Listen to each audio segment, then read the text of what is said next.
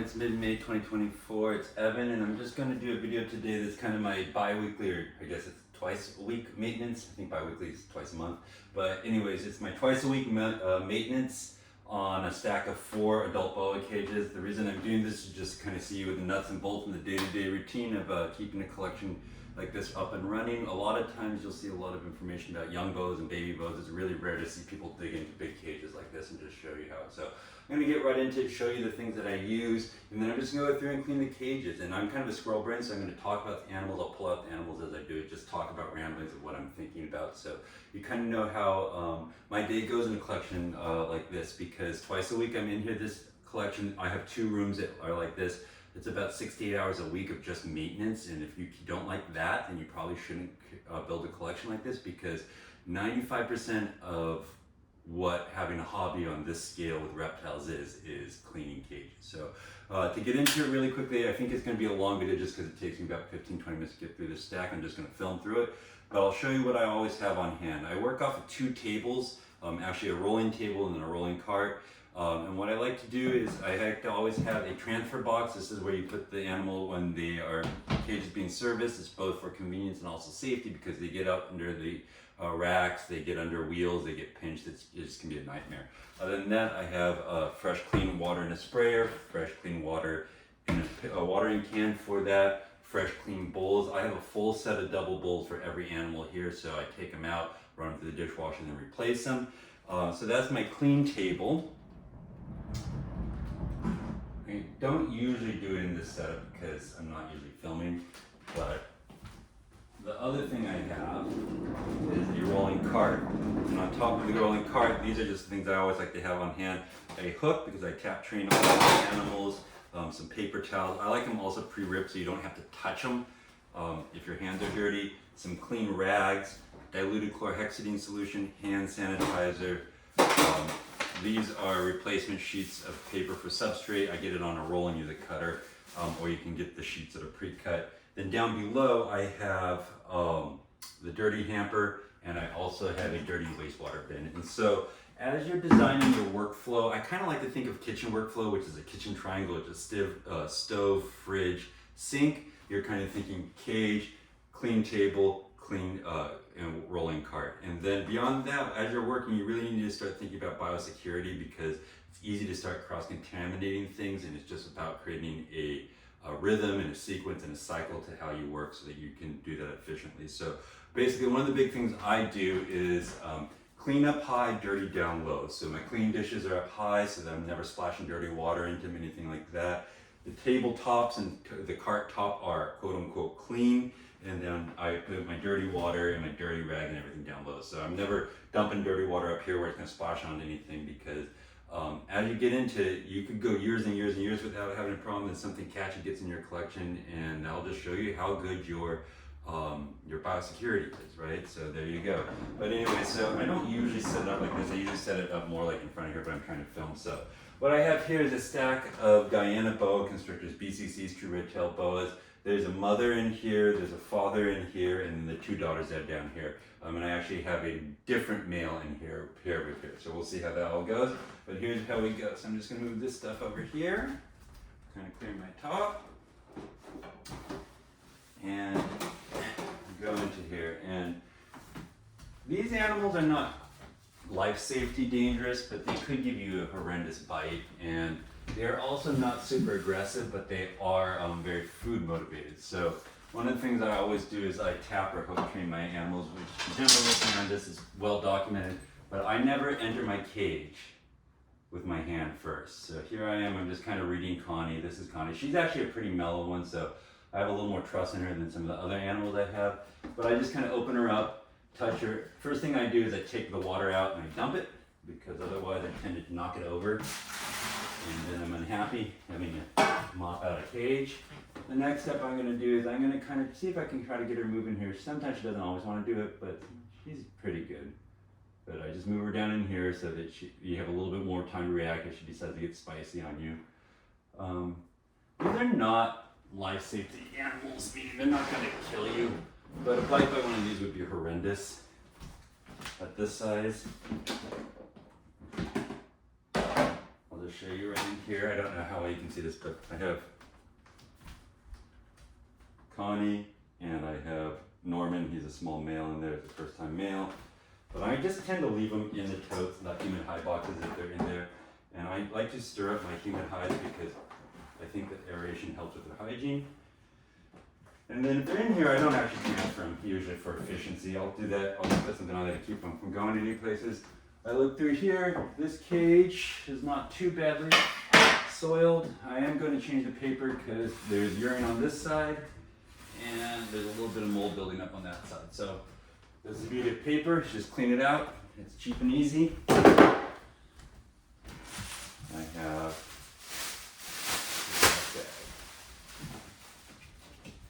and one thing about sliding glass doors, I like how they look, and that I like the glass.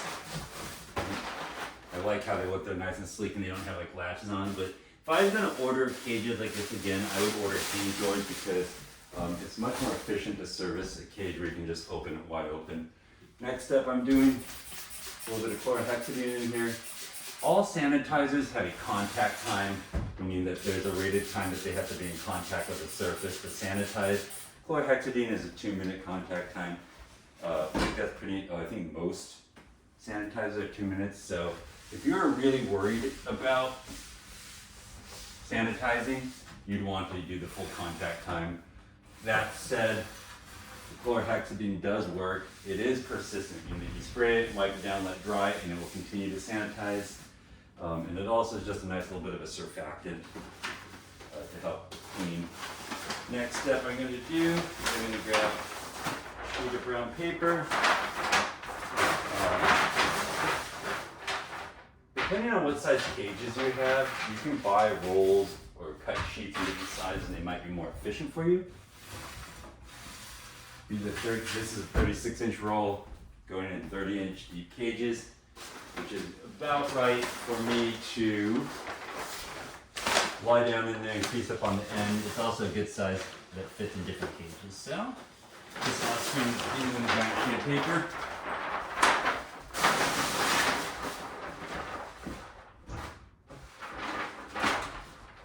And then I crease it into the front. Push it up against the back, crease in the back, and I tend to stay put. Alright, the next thing I do is anytime I have substrates, I shake them up. This is kind of like aerating your compost in that it promotes aerobic bacteria instead of anaerobic bacteria. And those are the ones, the aerobic bacteria promotes healthy breakdown and not fetid conditions, whereas anaerobic bacteria really creates fetid conditions. So that's why you kind of see me shake up the humid hide boxes as well. I'm going to put another water bowl in here. I'm going to fill that up.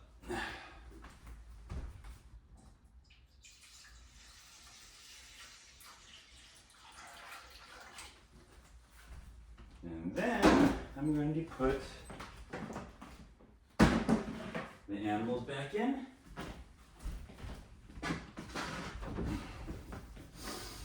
And the last thing I'm going to do, when you take out that paper that has absorbed some moisture, it's going to suck up a little bit of moisture when you put the fresh paper in. So I just like to do a gentle re-wetting. And the amount that you re-wet a cage is really variable based on a lot of things. I like to do like a cycle of like through the week, the cage might be really wet and then it'll dry out to the point where there's no condensation. But it's always still relatively moist. But how often I spray cages is really dependent on a lot of conditions in my best judgment. So, there we go. Running into the second cage. This is Mikey. Mikey is in his tub, which is a good situation for him to be in. And Mikey is also shed. So, I'm going to pull him out for you. You can see him. You can see how I transfer. So here's the biosecurity point. I just touched my dirty water. I'm hand sanitizing. Just like start to think about things like that, and you'll really start to probably realize how much potential there is for it not to scare you, but it's important. Likewise, this tub gets sanitized every time an animal gets put in it. Here we go. Take the top off. Mikey is a proven adult Guyana boa constrictor. Again, I don't touch my animals first with my hands. It's just not a really good idea, especially when they're this big. I don't know if you can hear him, but he's just hissed at me. He's not always the calmest animal. This is Mikey. Mikey didn't get bred this year or last year, so I haven't been feeding him up, but he's pretty thin, and I'm going to start packing in some food for the summer because he does need to build it up. Mikey's not aggressive, he's just not the calmest animal. So there he is. He's contained, he's not going to escape, he's safe, the whole bit.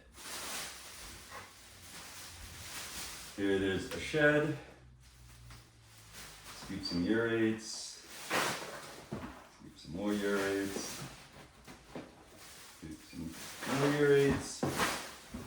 This is still looking relatively moist, so I'm not going to re-wet it, but I am stirring it up again. It's that kind of compost, is already in your compost idea. Water. Yes.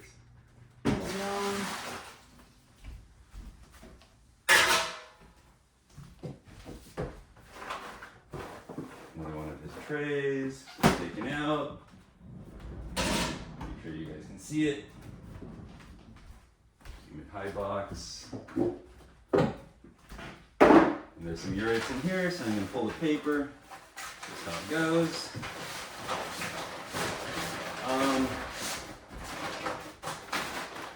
I don't change the paper every time I service these cages. I service these cages, I go into them twice a week and replace water. So usually what happens is once a week I just go and dump the water and refill it. And then once a week I go in there and switch out bowls and clean them. And then I'm also looking at these animals daily or close to daily. And I'm changing out water bowls through the week. I'm probably changing out a few water bowls a day just because they're looking a little fetid or somebody went to the bathroom or something like that. But it's really about, owning a collection like this is really about just being there and paying attention and being diligent. And if this looks like a lot of work to you and you're like, I can never see myself doing this, it's not the hobby for you, because this is the majority of it. Because you're seeing 10% of my cages getting cleaned this week. So imagine that multiplied out. But I'll also say that like anything that you're passionate about, if you're passionate about it, it comes easily. So for me, I look forward to these times. If I'm at work, I'm like, yeah, you know what I'd really like to be doing? It's crazy, but I like to be home just changing shitty paper and seeing my animals and being there with them. And it's just this idea where if you're meant to have something like this, it'll come easily to you. And I just encourage you to think about this. Here's a little trick. If the animal's not in the bin, this is how you can aerate them. Fresh water bowl.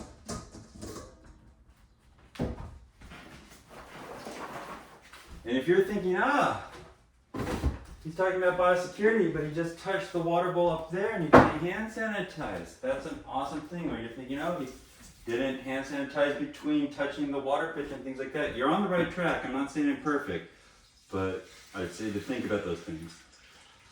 Yeah. Two red-tailed boas are not fragile animals, but they require specific parameters and they don't do well out of them, so they're a little less forgiving. But the other thing I will tell you is just any animal is hard to take care of, because the hardest part of taking care of an animal is just the ongoing care, doing the day-to-day what needs to happen to make sure that they're cared for. So these boas are, they require specific environmental things. If you don't give it to them, they'll do poorly. And also, even amongst snakes, they're bigger animals. This is big by most people's standards. And temperamentally, they're not like a ball python. So I just wanted to put that out there, that these animals are amazing animals. I'm not saying this from an egoistic point of view. I think pretty much anybody that was averagely witted and had a stable life situation where they could provide for these animals in terms of space and the ongoing costs, and also just like there's something to be said about housing instability too, because they don't do well if you're moving them all the time and whatnot. But you could do well with them, but I also just say that this is outside the realm of what most people want to do, period. So now I'm going into the daughter. So the big one in here, Connie, was the mother. This is Mikey, the father. Now you're going to start seeing some of the offspring. So these are daughters that I produced in 2020. So they're like 3.5 years old now. And so the water. I'm going to take this in. And this actually looks pretty clean. So I'm not going to change the paper. It's funny, like as you feed them, you feel like half of them poop during one cleaning and then the other half feed during the next cleaning. So like if I'm feeding on like a 2 or 3 week cycle here with these 3-year-olds, it's like I feed them, none of them poop for a week. You know, so I'll go 2 water changes where I'm just going through and doing some light cleaning, and then the week after I feed them, the first time I clean them, a pile of them will go to the bathroom and I'll have to clean a pile of them, and then the next week after, or the next time, 3 or 4 days later, the rest will clean. So I'm just going to pull out Ren to show you Ren. Ren is not the most calm animal, so we'll see how she does. You might see me get bit. I got bit last week by her, but this is Ren. Ren is about 4 feet long. She eats small rodents. She's just been more petite and more nervous than the other female and the male that I kept. But she's gorgeous. I don't know if you see this ladder tail, but that's Ren. So let's see. Kind of see if I can get her to go in her humid hide. It's just an easy way. If you can encourage them to go back in their box, it's kind of an easy way just to manage them, and you're not worried about pinching them when you put stuff back in and whatnot. So that's just a little trick. Water.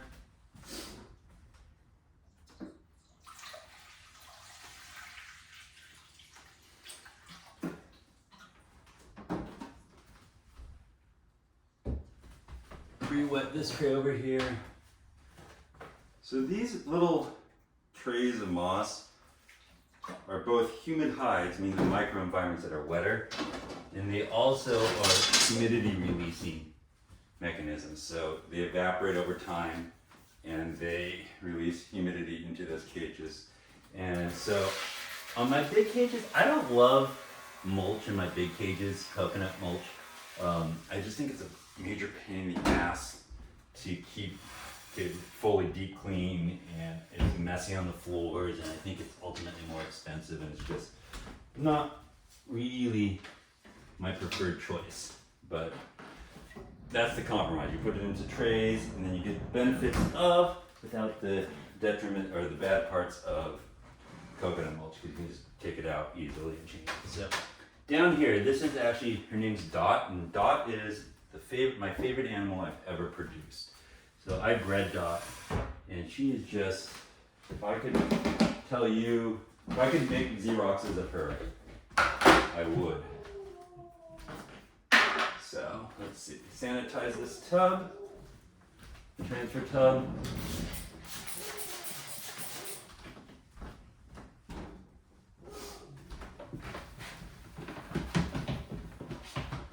Best practice would be having individual tubs with these animals.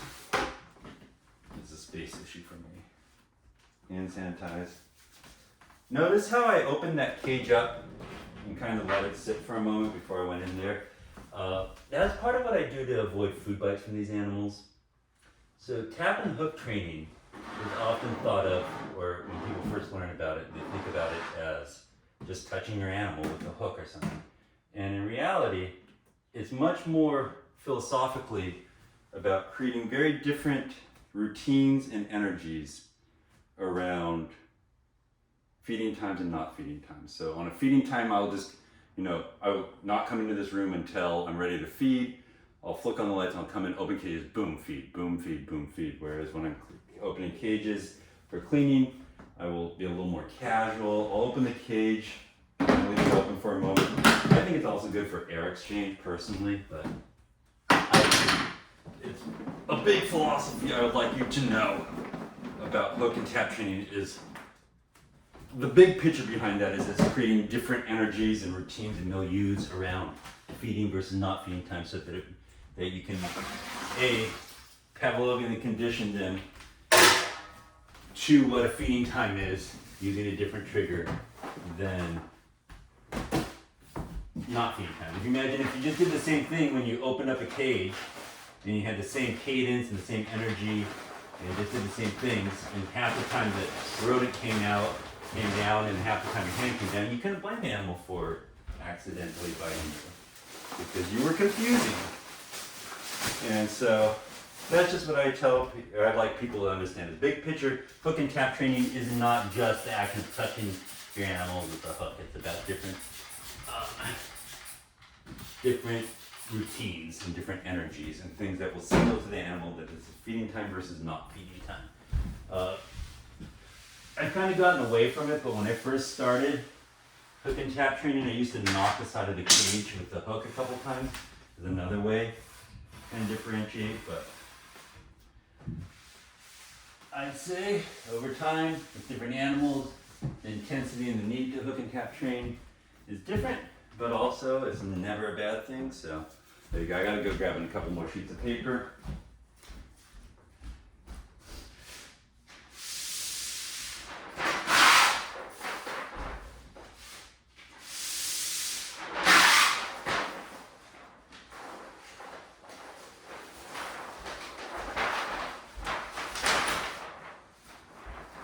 The roll's just in another room.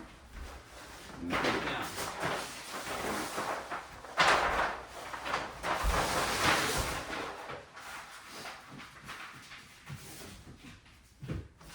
Crease in the back.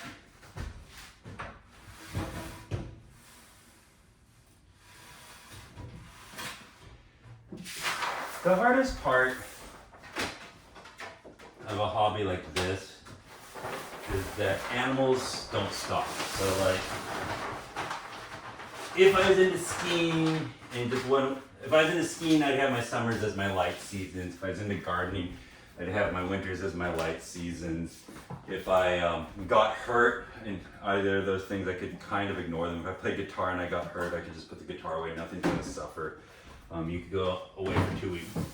The challenge with these animals is that's not the case. You have to be there every dang day, or at least every couple days, whether you're going to be poorly. So I can't emphasize that enough. If this looks fun to you and you're like, man, I would love to have a stack of cages like this, and oh, that looks like fun, or I wonder what Evan would do to let me do that with them, then you're probably pretty open to the realm of having a collection like this, because I remember thinking that, just catching glimpses of zookeepers back, when they open the door and you're just like, oh my gosh, they're back there scraping cobra shit or something. But that would be a good indicator that you probably have the passion. Whereas if you're like, I cannot see myself doing this, or it's Friday and why isn't he going and having a beer with his coworkers like a normal person, then you probably only want 1 or 2 boas. So that's just what I would tell you. So, as we're running to the end, hi Dot. Gosh, you're the bee's knees. This animal is just the bee's knees in my mind. You want to know? If I could have 40 of these, I would. Her temperament's great too. And not just her pattern and color, but there's a lot of little subtle things about her body and things that I like. If you're starting to look into animals, especially if you want to breed true red-tailed boas, I'd be like looking at dozens and dozens of photos and be like, oh, I like the color on this one, but I like the pattern on that one, I like the symmetry of this one, but I wish it had bolder saddles or whatever. But I'd also be telling you to look at things like, how big is its head? How voluminous is its head? So if its head's like this, how thick is it like that? Do you like its overall body structure? Things like that. There's so many nuances with these animals that you'll start to pick up on over time as you work with them and you spend a lot of time with them and you see more and more. So I just tell you that those are the things to do. But this is an overview. I don't know how long this video is, but how long is it? It's 24 minutes. So this stack probably took me 20 minutes without all the yada yada. So just figure 5 minutes a cage like this. So there you go. That's a good idea of how it is, like twice a week. So 10 minutes a cage. So you have 40 minutes of work right here in this 4 stacks. So compounding nature of care, a lot of us get into these animals and we're like, oh, in the first year or two we buy like 2, 3, 4, 5, 6, and you're like, that's not so bad. You can keep 6 of these in a filing cabinet sized rack, but over the course of 4 to 5 years, those 6 boas that fit in, a 70 series rack for the first year or two, over the course of the 5-year span, it's going to turn into 1.5 stacks like this. And so just always keep in mind the compounding nature of care. I hope this is pretty interesting to you.